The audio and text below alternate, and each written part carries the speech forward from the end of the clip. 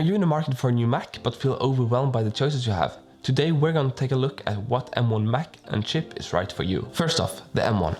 The M1 chip was announced on November 10th, and the Macs have been extremely popular because of their performance, battery life and price. And for most people, the M1 is all they need in terms of performance, because the M1 chip is compared to the spec'd out 2019 16-inch MacBook Pro. And if you're doing light video and photo work, this would be all you need. And the battery life is also great on both the MacBook Air and MacBook Pro.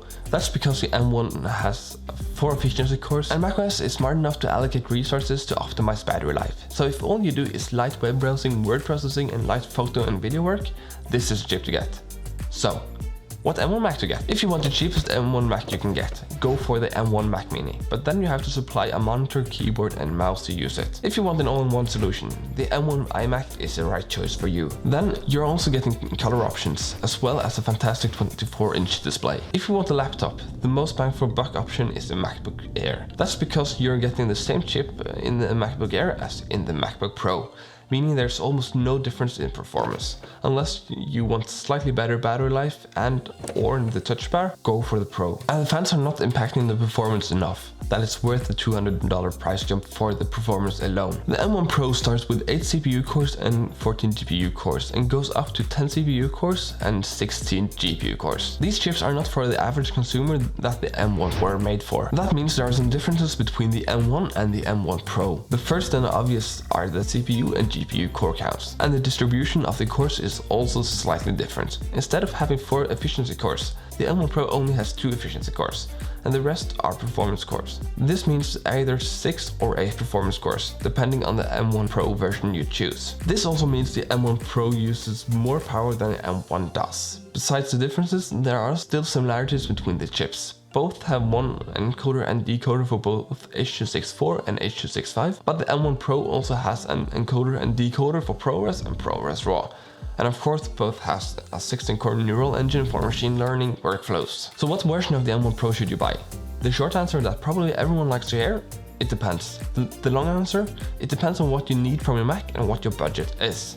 Here is my take on it. If you're doing simple web browsing, word processing and photo and video work, even coding and music production is fantastic on the M1 Mac, but you still want and can justify the price jump from the MacBook Air or Pro, go for the binned 8 CPU and 14 GPU core option. The next recommended M1 Pro is the unbinned version with a 10-core CPU and a 16-core GPU. This is the one to get if your workflow needs more power than an M1 can deliver and can benefit from the extra GPU cores compared to the 8-core CPU and 14-core GPU option. The version with 10 CPU and 14 GPU cores wouldn't be that much more powerful, to the point where the performance gains wouldn't be worth it. But remember, the M1 Pro is limited to 32 GB of memory with a bandwidth of 200 gigabits per second. Stepping it up to the M1 Max, you will get close to the same chip as the M1 Pro, but you can get up to double the GPU cores, memory bandwidth of 400 gigabits per second, and 2 H.264, H.265 and ProRes RAW encoders and decoders. This chip is only for professionals based on pure power and price,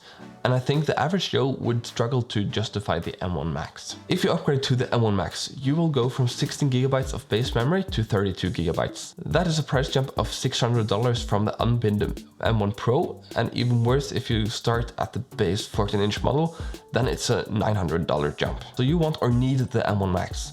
So, what version of the M1 Max to get? Luckily for you, there are only 2 options: a bin version of the 10-core CPU with a 24-core GPU and a 10-core CPU with a 32-core GPU option. If you only work with compressed codecs like H.264 and H.265 or with some flavor of ProRes, but want or need the extra memory or encoders and decoders, the base M1 Max is the one to get. You should get the 32-core version of the M1 Max then.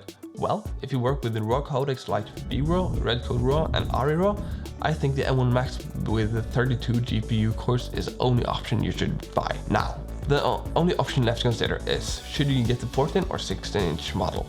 To be honest, that's up to you, but if you want the best of the best in terms of performance, you should go with the M1 Max, because then you will get high power mode, And tests from channels like MaxTech show that the 16-inch performs better than a 14-inch with the M1 Max. If you want the best battery life, look at the base 16-inch or 14-inch models. The 16-inch has a bigger battery but draws more power with the more power-hungry chip. The 14-inch, on the other hand, has a smaller battery, but it also has a bin M1 Pro with 2 fewer performance cores and 2 fewer GPU cores, and are a fantastic option if you want portability. But in the end, it's your money and you choose what to spend it on.